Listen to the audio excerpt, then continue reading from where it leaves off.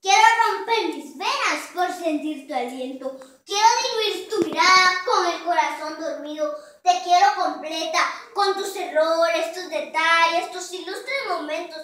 Quiero contemplar el alba y las estrellas resplandecientes.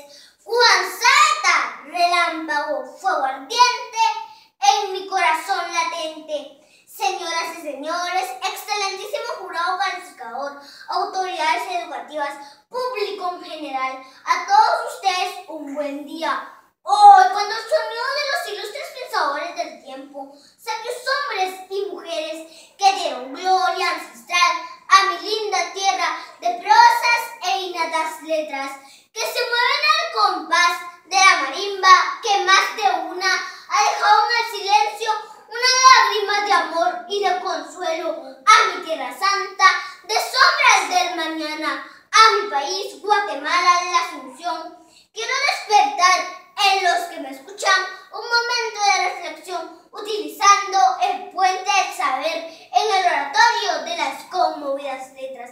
Me hago presente en el certamen de talento de mi Guatemala, con el título La tristeza de mi Guatemala.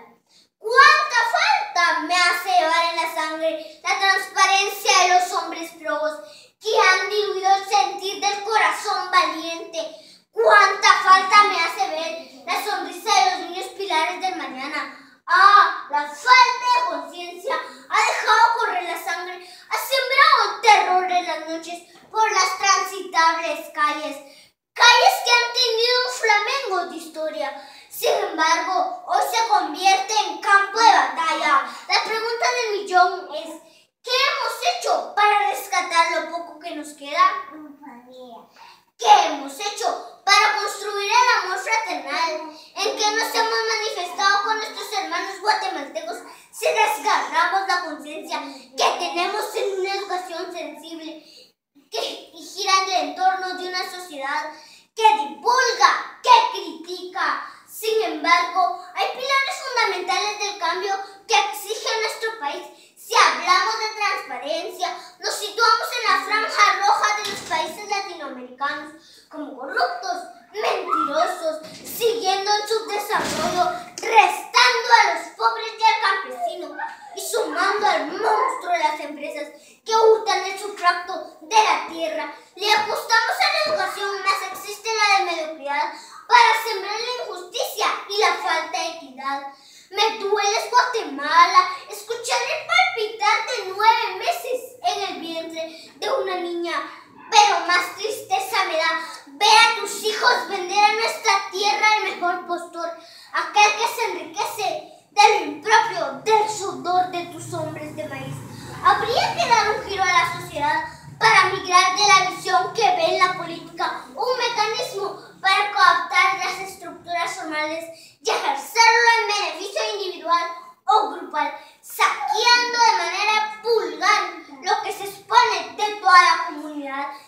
Dirigirnos hacia el lugar de nuestros deseos que se enfoquen en generar condiciones de dignidad para la vida. No podemos seguir viviendo divididos. Cada quien se ha convertido en una pequeña cápsula dentro de la cual se pone a salvo de la violencia que nos rodea. Nos han condicionado a pensar en otras cosas, nos han distraído, se han burlado nuestros sueños y lo hemos permitido. Nos han hecho creer que la transformación es imposible. Vamos a romper con esas prácticas impuestas de violento y corrupto, infiltrándose en la vida misma. Vamos a emancipar las calles, vamos a tirarle a la utopía, dirigirnos hacia el lugar de nuestros deseos. Se vale soñar despierto. Para concluir mi oratoria, quiero enfatizar unas frases hacia la juventud, que es el bastón de una Guatemala inmortal. Pero antes, jóvenes, disfruten del maravilloso mundo del saber, obviando los placeres del mundo y enfocándonos en la vida pura de la juventud creciente. Lo dijo Oliverio Castañera, un mártir de la igualdad, en un discurso. ¿Escucha usted?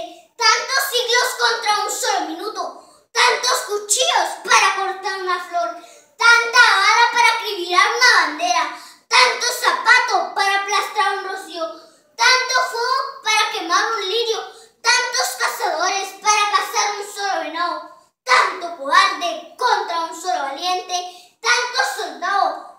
auxiliar a un niño.